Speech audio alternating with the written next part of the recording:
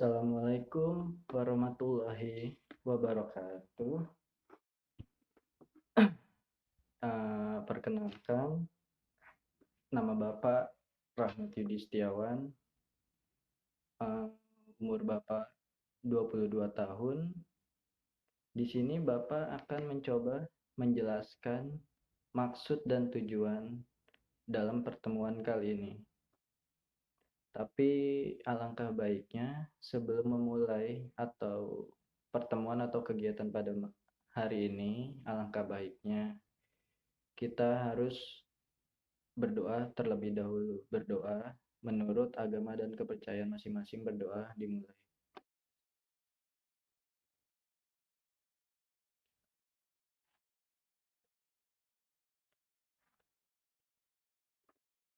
Doa selesai.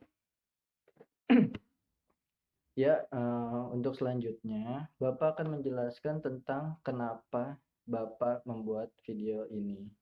Jadi selain untuk tugas RPL atau karena di masa pandemi seperti ini, jadi kita tidak bisa ke sekolahan, maka dibuatlah video ini.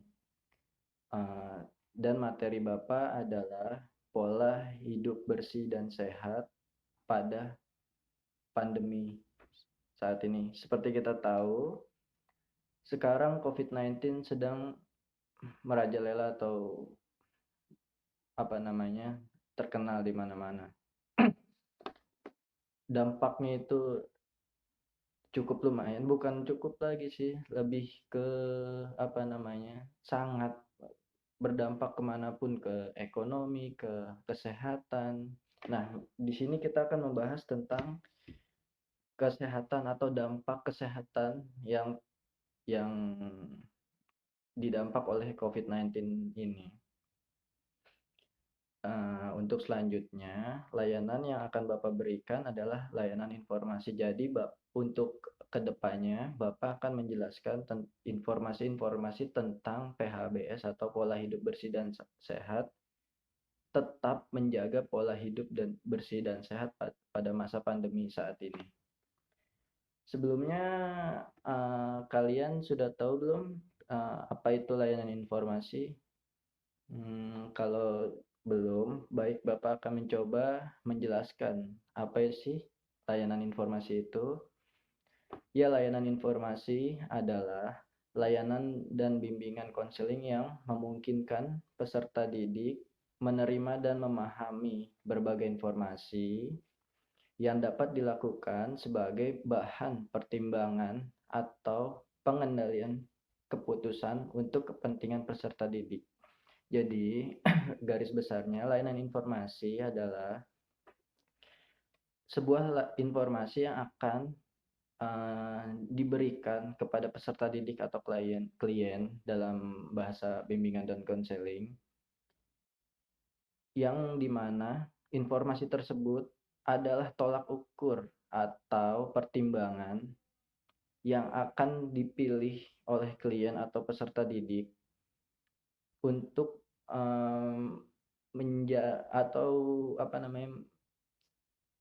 menjadi sebuah pilihan yang baik untuk keputusan peserta didik atau klien tersebut.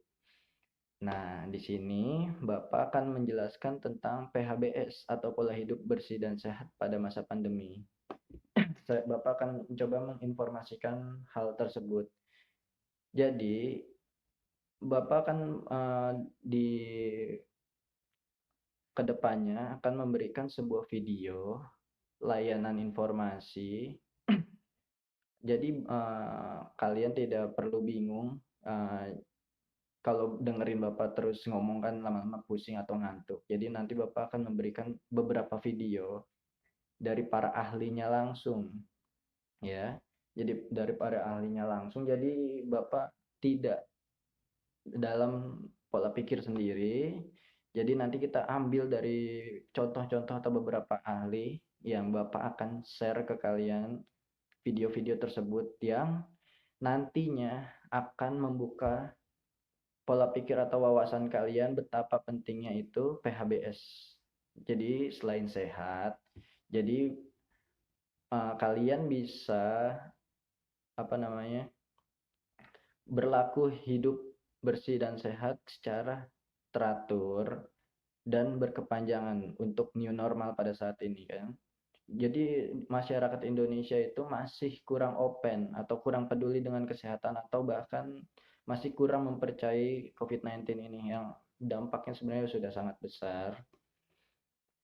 Jadi mari kita sama-sama untuk kedepannya mencoba membuka pola pikir yang lebih baik, lebih bagus lagi untuk membangun Indonesia agar lebih terbuka terhadap COVID-19 karena ini sudah zona merah lah, ibarat kita udah beberapa kali ada PSBB segala macam, sudah pemerintah sudah memberikan penyuluhan bahkan mudah-mudahan vaksin segera ditemukan, atau sekarang sih sudah ditemukan tapi belum disosialisasi ya.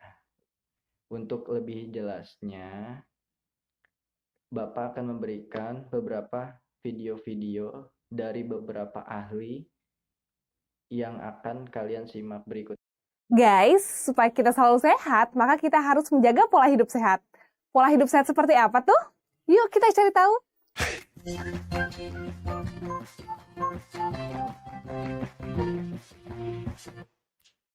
Halo guys, apa kabar nih? Aku harap kamu semua sehat-sehat aja ya. Kan kamu tahu sebagai remaja kamu harus selalu menjaga kesehatan. Jangan sampai deh beranggapan bahwa penyakit akan datang waktu memasuki zaman old alias udah tua. Nah, ini merupakan pemikiran yang salah guys, karena penyakit tidak memandang siapa dan berapapun usianya. Makanya, kamu harus membiasakan diri menerapkan pola hidup sehat sejak dini. Soalnya kan mencegah lebih baik daripada mengobati. Emangnya pola hidup sehat itu apa sih? Pola hidup sehat merupakan suatu gaya hidup yang dapat mempengaruhi kesehatan, seperti pola makan, pola istirahat, kebersihan, dan olahraga dalam kehidupan sehari-hari. Caranya dengan menerapkan pedoman gizi seimbang. Aku mau kasih beberapa bocoran nih. Gimana bisa dengan menerapkan pola hidup sehat, kamu bisa tumbuh kuat, gak mudah sakit, dan cerdas. Hal pertama yang mempengaruhi pola hidup sehat adalah pola makan. Bisa dibilang nih ya, you are what you eat. Jadi apa yang kamu makan itulah cerminan diri kamu. Kalau rajin makan makanan bergizi, maka kamu akan menjadi sehat. Sebaliknya, kalau kamu malas makan makanan bergizi, ya kamu akan sering sakit. Sesimpel itu kan sebenarnya. Yang sulit itu mengubah kebiasaannya loh guys. Sebagaimana kita tahu, banyak orang sulit mengatur bahkan cenderung tidak memperhatikan pola makannya.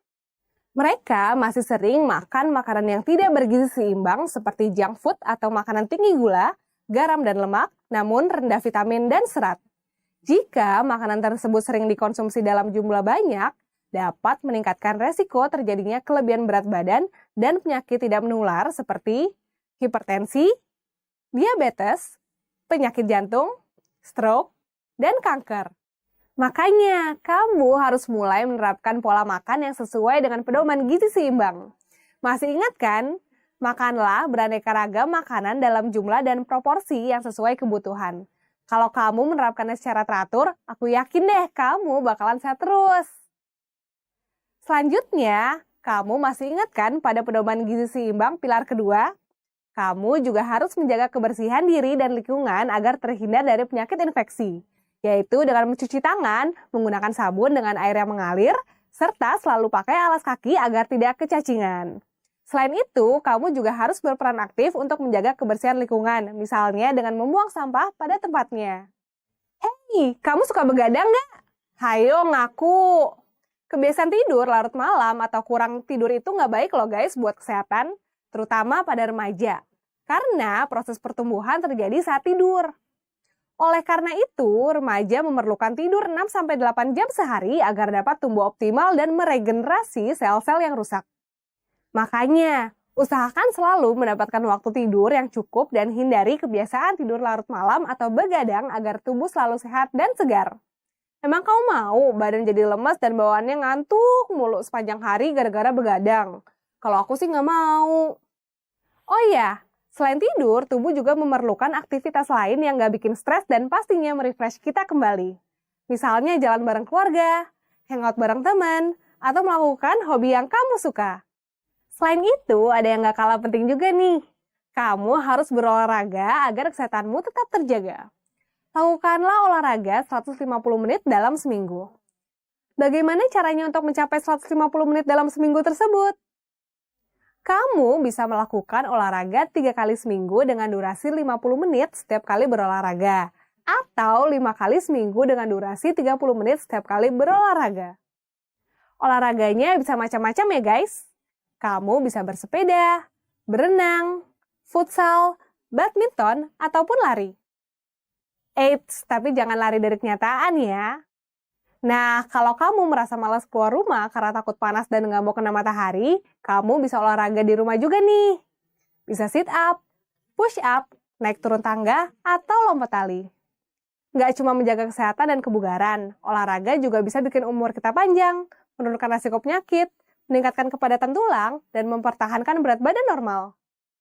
Nah guys, jika kamu melakukan pola hidup sehat dengan menjaga pola makan bergizi seimbang, istirahat yang cukup, menjaga kebersihan diri dan lingkungan, serta berolahraga secara teratur, maka akan memberikan manfaat yang sangat baik bagi kesehatan. Apa aja nih manfaatnya? Pertama, meningkatkan daya tahan tubuh sehingga mencegah berbagai penyakit. Kedua, membuat pikiran lebih fresh dan tubuh lebih fit, sehingga membuat kita bersemangat. Ketiga, membuat tidur lebih berkualitas. Keempat, membuat penampilan menjadi lebih segar dan menarik, sehingga meningkatkan rasa percaya diri dan lebih produktif dalam beraktivitas. Kalau kamu sehat dan segar setiap hari, kamu pasti jadi lebih semangat deh belajarnya, ya kan? Nah, berbagai manfaat ini dampaknya tidak hanya dirasakan saat ini loh, tapi hingga masa mendatang. Asal dilakukannya secara teratur. Jangan angin-anginan ya guys. Tahu kan angin-anginan itu apa? Itu loh yang benar-benar semangat, benar-benar lupa. Guys, sampai di sini dulu penjelasan aku kali ini. Jangan lupa dipraktekin ya berbagai pola hidup saya tadi. Biar kamu selalu sehat, cerdas, dan berprestasi. Pada video selanjutnya, kita akan membahas tentang pola makan remaja nih. Tapi sebelum ke video selanjutnya, share dulu video ini ke teman-temanmu ya. Sampai jumpa!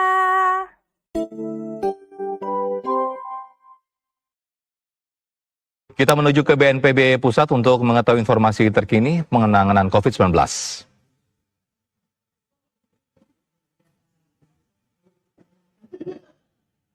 Selamat sore, saudara-saudari. Berdasarkan beberapa kajian terkini mengenai pemeriksaan COVID-19, kami menyimpulkan bahwa rapid test masih diperlukan sebagai salah satu upaya yang bisa membantu mengetahui apakah seseorang terinfeksi COVID-19 atau tidak. Seperti yang telah kita ketahui bersama bahwa sebagian dari kita bisa tidak menunjukkan gejala sakit meski terjangkit COVID-19. Merupakan tanggung jawab moral bagi kita semua untuk tidak menulari orang lain, terutama kelompok rentan, seperti orang tua kita yang lanjut usia, orang dengan penyakit penyerta, dan mereka yang memiliki gangguan imunitas. Tanggung jawab tersebut dapat kita wujudkan dengan salah satunya yang paling penting adalah rutin memeriksakan diri. Bisa dengan melakukan rapid test dan kemudian dilanjutkan dengan swab test apabila diperlukan atau dianjurkan oleh dokter atau tenaga kesehatan lainnya. Sebelum saya membahas mengenai pemeriksaan laboratorium COVID-19, saya mau mengingatkan tentang stigma dan stereotip negatif yang diberikan oleh individu atau kelompok masyarakat terhadap tenaga kesehatan atau pasien COVID-19. Itu semua tidak berguna dan tidak memberikan sumbangan apapun terhadap pengendalian COVID-19. Bahkan, menurut pandangan pakar kesehatan, justru dapat berkontribusi terhadap tingginya angka kematian akibat virus corona karena tidak segera ditangani sejak awal onset. Hasil survei Fakultas Ilmu Keperawatan Universitas Indonesia dan Ikatan Perawat Kesehatan Jiwa Indonesia dalam siaran tertulisnya tanggal 11 April 2020 menyatakan bahwa sebanyak 140 perawat pernah merasa dipermalukan karena statusnya sebagai perawat COVID-19 atau bertugas di rumah sakit tempat penanganan COVID-19. Jajak pendapat ini dilakukan pada awal April 2020 terhadap 2.050 perawat se-Indonesia. Hasil lainnya menyatakan bahwa 135 perawat pernah diminta meninggalkan tempat tinggalnya. 66 responden mengalami ancaman pengusiran. 160 responden mengakui orang-orang sekitar menghindari mereka dan 71 responden mengaku masyarakat ikut menjauhi keluarga mereka. Saudara-saudari, mari stop stigma negatif terhadap dokter, perawat, pasien COVID-19, dan keluarga mereka. Sejalan dengan upaya pemerintah untuk meningkatkan perlindungan kepada masyarakat, pemerintah Indonesia melalui gugus tugas percepatan penanganan COVID-19 menghargai berbagai masukan dari berbagai pihak, termasuk masukan dari Perhimpunan Dokter Spesialis Patologi Klinik atau PDS Patklin tentang penggunaan rapid test. Seperti dijelaskan di Pedoman Pencegahan dan Pengendalian COVID-19 Revisi kelima oleh Kementerian Kesehatan Republik Indonesia, bahwa penggunaan rapid test tidak digunakan untuk kepentingan diagnostik. Pada kondisi dengan keterbatasan kapasitas pemeriksaan RT-PCR atau tes dengan sampel swab, rapid test dapat digunakan untuk penapisan atau screening pada populasi tertentu yang dianggap beresiko tinggi, dan pada situasi khusus seperti pada pelaku perjalanan, serta untuk menguatkan pelacakan kontak erat dan pada kelompok-kelompok rentan resiko. Badan Kesehatan Dunia WHO pun merekomendasikan penggunaan rapid test hanya untuk tujuan penelitian epidemiologi atau penelitian lainnya yang berhubungan dengan pencegahan dan pengendalian virus corona ini. Penggunaan rapid test mengikuti perkembangan teknologi terkini dan rekomendasi dari WHO. Berita baiknya, Indonesia pun kini sudah bisa membuat alat rapid test sendiri dengan tingkat akurasi yang tinggi. Ini membantu agar deteksi dapat dilakukan dengan lebih banyak dan lebih meluas. Selain itu, pemerintah juga mendukung pembuatan alat tes PCR buatan dalam negeri. Sesuai arahan Presiden, pemeriksaan PCR dalam masyarakat akan ditingkatkan hingga mencapai 30.000 tes perharinya. Namun, pemeriksaan PCR tidak akan dilakukan tanpa arah dan strategi yang jelas. Pengambilan dan pemeriksaan spesimen dari pasien yang memenuhi definisi kasus suspek COVID-19 merupakan prioritas, terutama untuk manajemen klinis dan atau pengendalian wabah yang harus dilakukan secara cepat.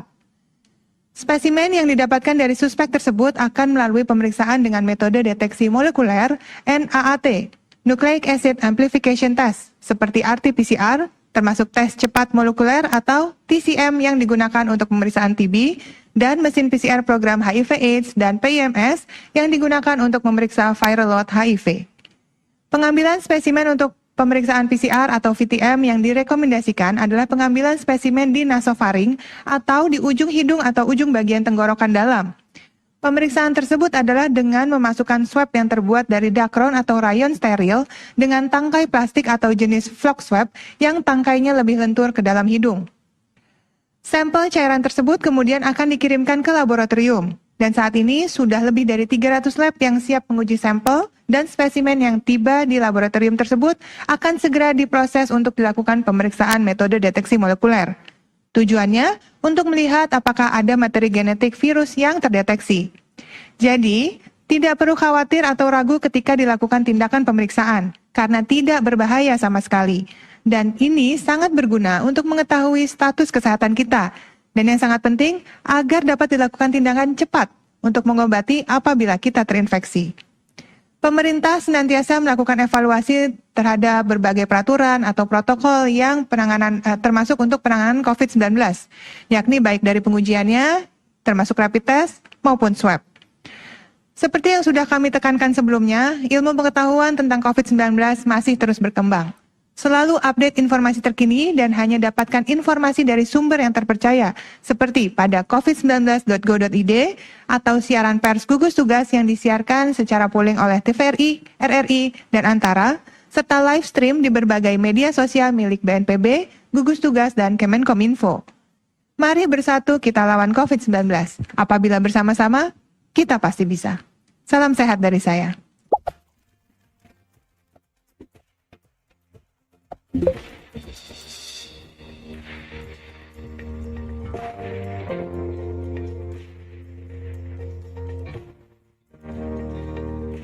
Ya, sekarang waktunya menjawab pertanyaan seputar COVID-19, tapi bukan saya yang menjawab, karena di Dokter Menjawab kali ini sudah ada Dr. Al Ghufron yang siap menjawab pertanyaan dari Anda seputar COVID-19. Langsung saja kita sapa. Selamat sore, Dr. Al Ghufron, apa kabar?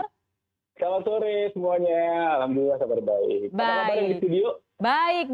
Alhamdulillah kita Baik, juga ya. baik semua yang di sini. Nah, Dr. Ghufron ini sudah siap ya untuk menjawab pertanyaan warganet yang masuk terkait COVID-19?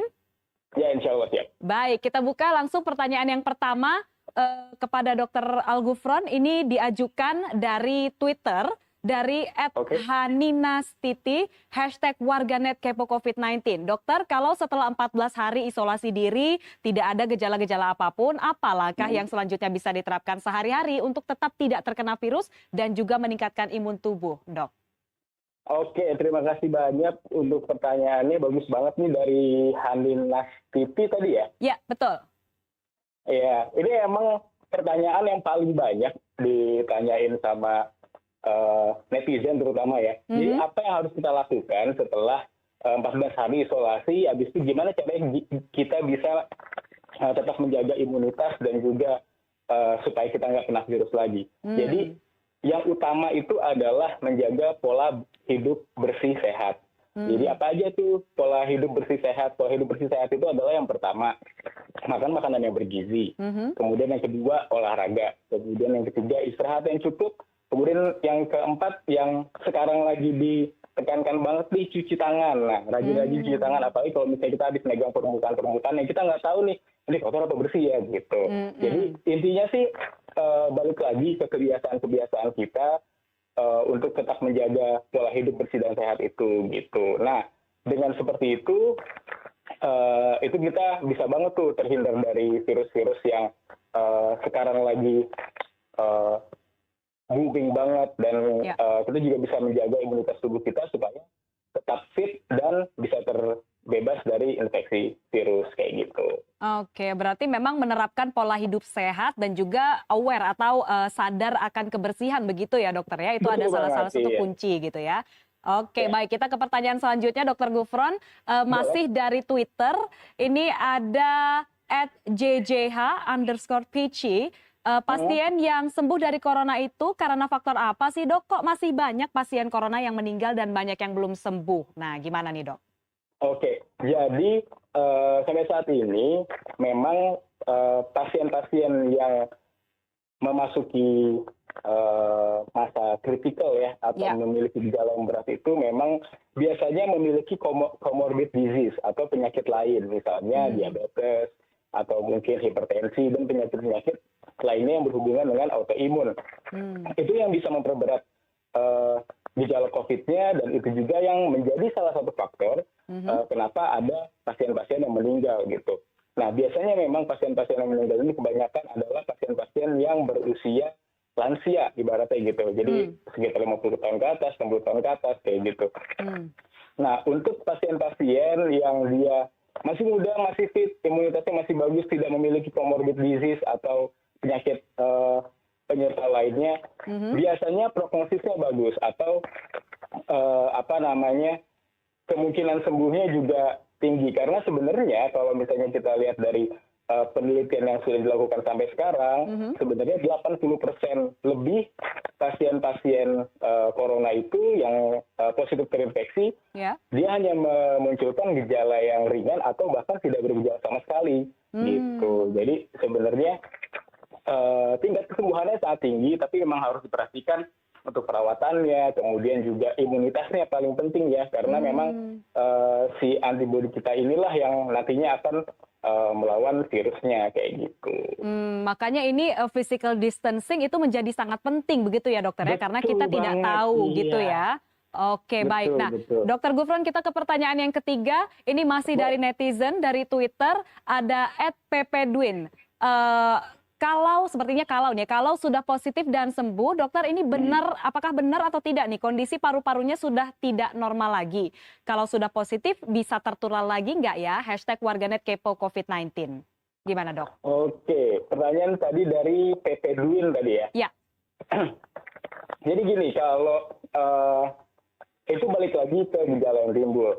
Karena memang corona itu gejala utamanya di saluran pernapasan. Jadi ada batuk, ada nyeri tenggorokan, ada sesak napas, kemudian ada demam. Tapi tidak menutup kemungkinan muncul juga gejala-gejala penyerta lainnya, misalnya gejala-gejala di saluran pencernaan kayak mual, muntah, kemudian diare. Bahkan terakhir-terakhir ini ada muncul gejala juga di mata, jadi matanya bengkak kayak gitu. Nah, sebenarnya ini tergantung gejalanya. Kalau misalnya gejalanya lebih berat di saluran pernapasannya, kemudian menyerang paru-parunya, dengan melihat dari gambaran ronsen dan CT scan memang paru-parunya berat, kemungkinan besar memang ada penurunan dari fungsi parunya nantinya setelah dia apa namanya membaik. Ibaratnya kayak misalnya kita jatuh luka pasti ada bekasnya kayak gitu. Nah, kecuali kalau misalnya tidak muncul gejala nih atau gejalanya ringan aja. Biasanya apa namanya nantinya setelah dia sembuh kerusakan parunya mungkin minimal atau bahkan tidak ada sama sekali kayak gitu. Nah, terus gimana caranya supaya kita tidak tertular lagi? Balik lagi tuh ke pertanyaan yang pertama. Nah, kita harus menjaga pola hidup bersih dan sehat supaya kita bisa memiliki imunitas yang baik dan tidak gampang terkena penyakit, terutama si virus corona ini yang sekarang jadi concern banget. Oke, baik. Nah, berarti memang kita harus sadar diri begitu ya dengan menjaga kesehatan dan juga menjaga kondisi fisik, mental juga. Nah, berbicara mengenai kondisi mental nih dok, ini dokter katanya hobi nyanyi nih. Nah, boleh nggak kita minta sedikit sumbang suara untuk menyemangati rekan-rekan dokter, petugas medis yang sedang berjibaku begitu menangani COVID-19 ini dan juga pemirsa yang saat ini stay at home atau di rumah aja. Boleh nggak dok? Boleh dong. Boleh. Ayo, silakan dok. Oke, ini untuk semua rekan saya, tenaga medis yang sekarang masih berjuang untuk menghadapi pandemi ini. Semoga kita bisa melewati bersama-sama. Sedikit untuk kalian dari saya. Heal the world, make it a better place. For you and for me and the entire human race, there are people dying.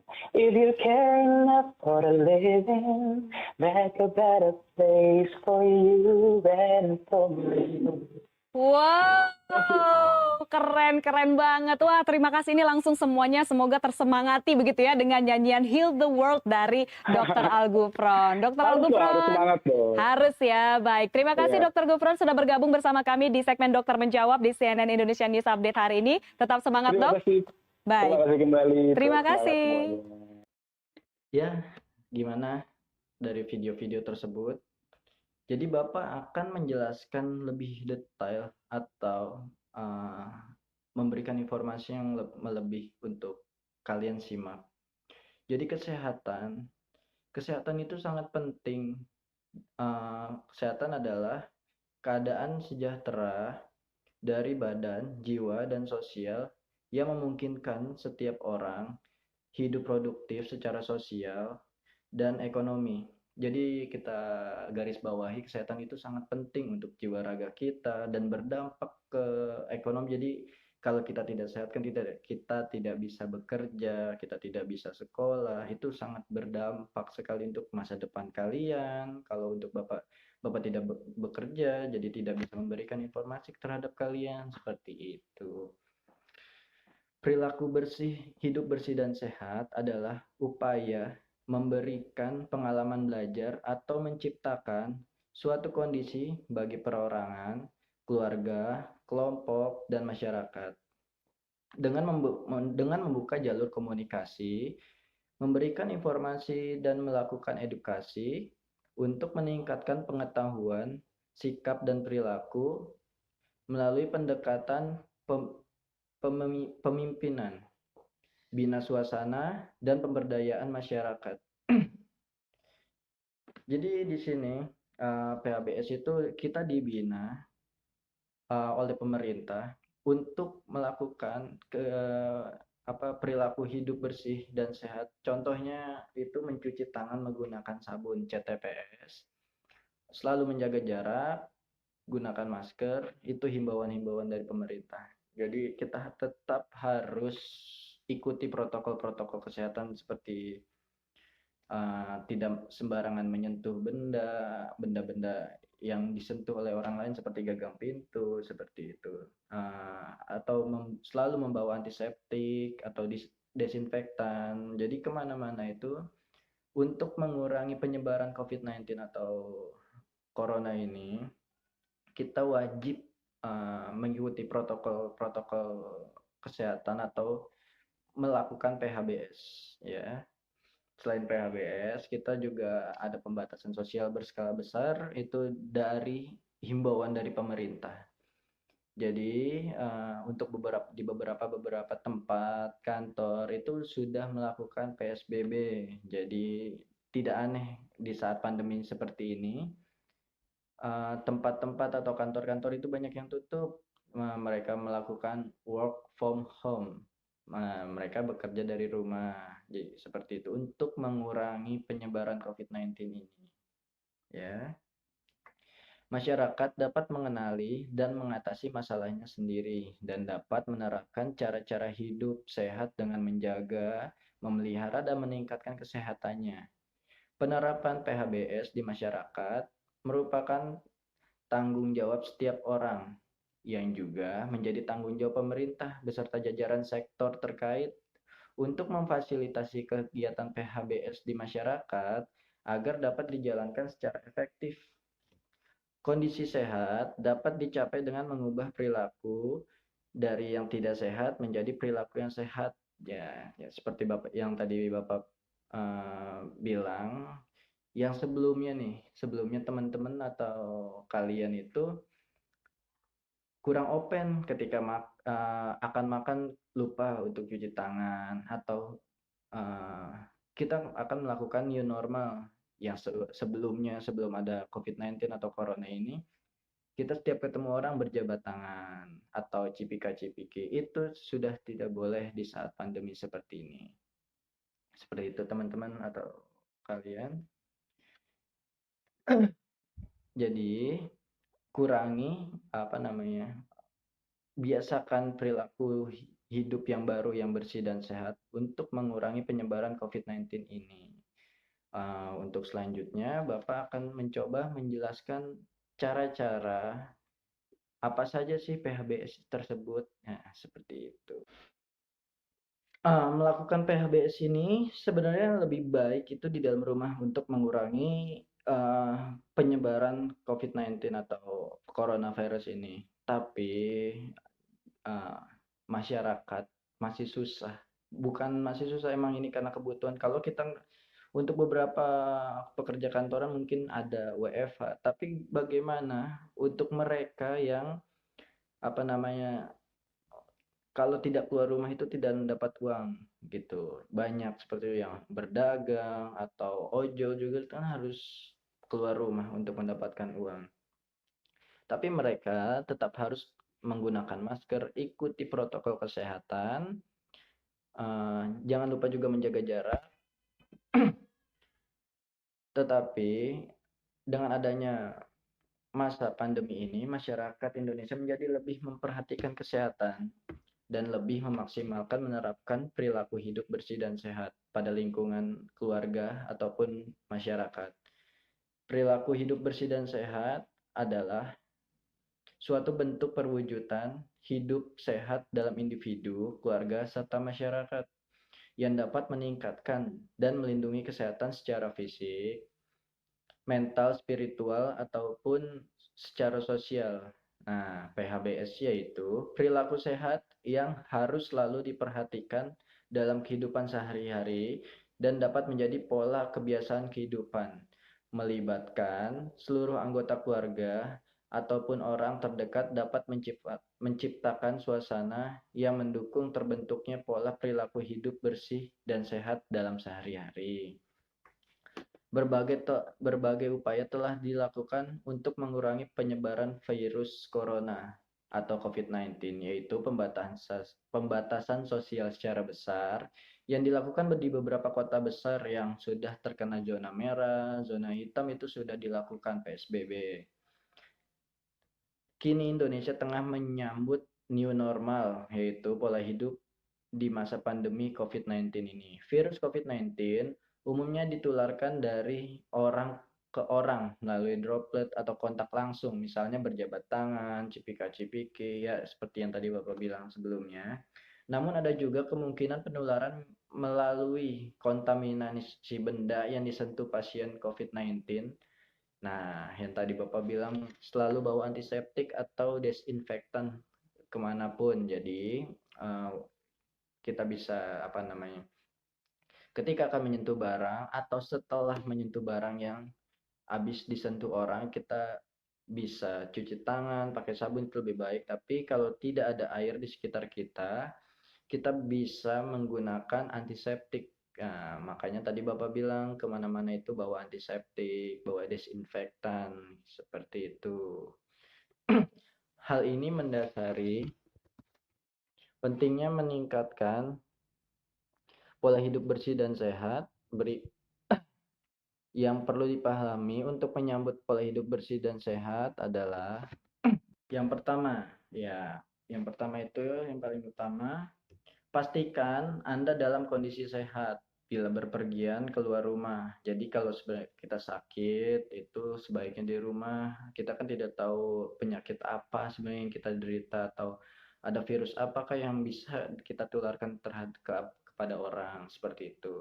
Yang kedua, selalu menggunakan masker. Jangan lupa masker scuba itu sudah tidak baik, jadi gunakan masker 3 lapis, seperti itu. Yang ketiga, selalu menjaga jarak dengan orang lain minimal 1 meter. Untuk mengurangi penyebaran COVID-19 ini memang karena COVID-19 ini menyebar lewat udara, kita harus menjaga jarak ke orang lain minimal 1 meter atau 1,5 meter agar tidak terkontaminasi oleh COVID-19 ini.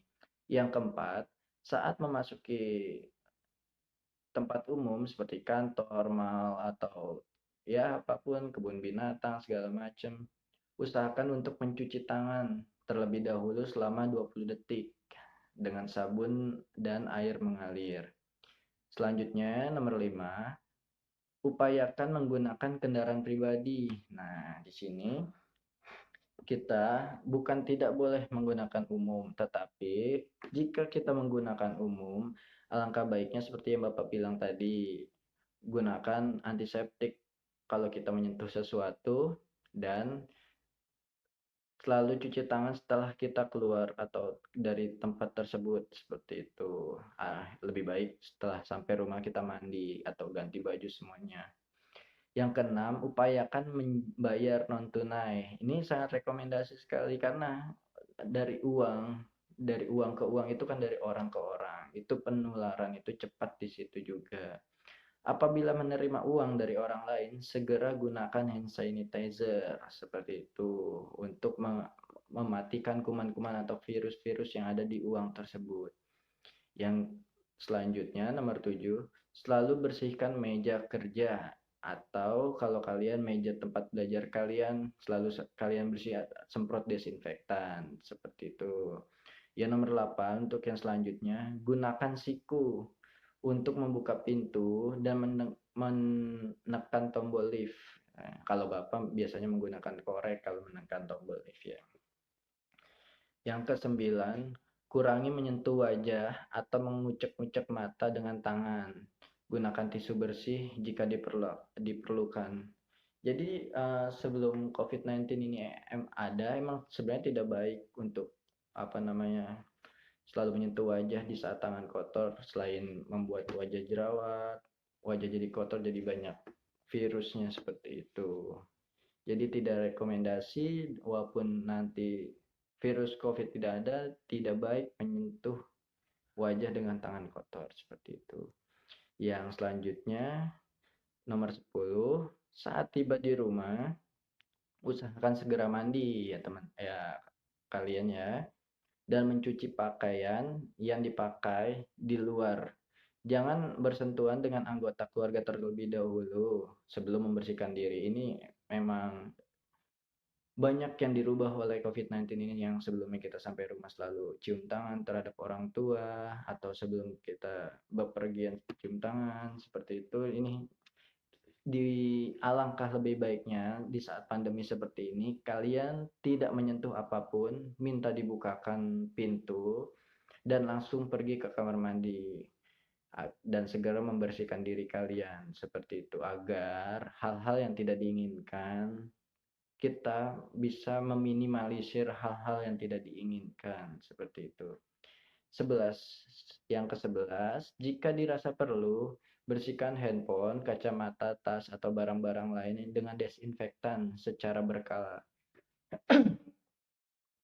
Jadi di sini kita dituntut untuk rajin bersih-bersih barang yang di luar terkena debu atau apa, kita tidak tahu itu ada membawa virus COVID-19 atau tidak. Kita harus sering terus membersihkan barang-barang yang sekiranya kita sering sentuh, seperti itu. Semua orang baik dalam keadaan sehat atau menderita gejala COVID-19 perlu melakukan PHBS, isolasi diri di rumah, dan social distancing untuk mencegah penularan COVID-19. Penularan virus melalui droplet atau menempel di permukaan benda yang dicegah dengan etiket batuk dan bersin, yaitu menutup mulut dan hidung, menggunakan tisu atau lipatan siku tangan bila batuk dan bersin, dan membuang tisu tersebut ke tempat sampah, dan menggunakan masker bersih berstandar bila batuk agar droplet tidak menyebar. Seperti itu, teman-teman. COVID-19 telah merubah perilaku ataupun kebiasaan masyarakat menjadi lebih bersih dan sehat. Setiap individu keluarga telah menerapkan berbagai kegiatan yang dapat memutus rantai pandemi di Indonesia. Suatu kebiasaan yang paling terlihat di masa pandemi 19 adalah PHBS atau perilaku hidup bersih dan sehat. Seperti kita tahu, yang tadi Bapak bicarakan juga, perilaku hidup bersih dan sehat itu tidak hanya dari melakukan cuci tangan pakai sabun, tapi kita juga harus olahraga, makan yang sehat-sehat, vitamin C, menambah vitamin. Yang Bapak tahu juga jahe merah itu untuk mengurangi atau mencegah COVID-19, ya seperti itu. Nah, dari tadi kita membahas tentang corona COVID-19. Jadi sebenarnya kalian itu sudah tahu atau belum corona itu apa? Nih, Bapak akan menjelaskan. Coronavirus adalah penyakit jenis baru. Ya, jadi baru-baru ini di tahun 2020 coronavirus itu mulai menyebar atau mulai terkenal lah. Penyakit jenis baru yang belum pernah diidentifikasi sebelumnya pada manusia. Jadi ini emang virus yang baru. Makanya vaksinnya belum ditemukan, atau sekarang vaksinnya sudah ditemukan tapi belum disosialisasi. Menurut Kementerian Kesehatan Republik Indonesia, coronavirus adalah keluarga besar virus yang menyebabkan penyakit mulai dari gejala ringan sampai gejala berat. Ada setidaknya 2 jenis coronavirus yang diketahui menyebabkan penyakit yang dapat menimbulkan gejala-gejala berat seperti Middle East Respiratory Syndrome, MERS, dan Acute Respiratory Syndrome atau SARS. Coronavirus adalah penyakit jenis baru yang belum pernah diidentifikasi sebelumnya pada manusia. Tanda dan gejalanya adalah antara lain gangguan pernafasan akut seperti demam, batuk, dan sesak nafas. Masa inkubasi rata-rata 5-6 hari, dengan masa inkubasi terpanjang adalah 14 hari. Pada kasus COVID-19, yang berat dapat menyebabkan pneumonia, sindrom pernafasan akut, gagal ginjal, dan bahkan kematian. Saat ini, yakni per tanggal 8 Januari 2021, terkonfirmasi COVID-19 sebanyak 798.000 kasus dengan pasien sembuh sebanyak 659.000 orang, serta 23.520 meninggal dunia. Tubuh sehat merupakan dambaan setiap orang, karena dengan tubuh yang sehat, seseorang dapat melakukan aktivitas sehari-hari tanpa adanya gangguan. Jika tubuh sehat, maka segala kegiatan dapat terlaksana dengan baik. Ya, seperti itu. Makanya untuk kalian tetap jaga kesehatan, tetap PSBB, social distancing, cuci tangan pakai sabun, ya itulah. Untuk menjaga pola hidup bersih dan sehat di masa pandemi,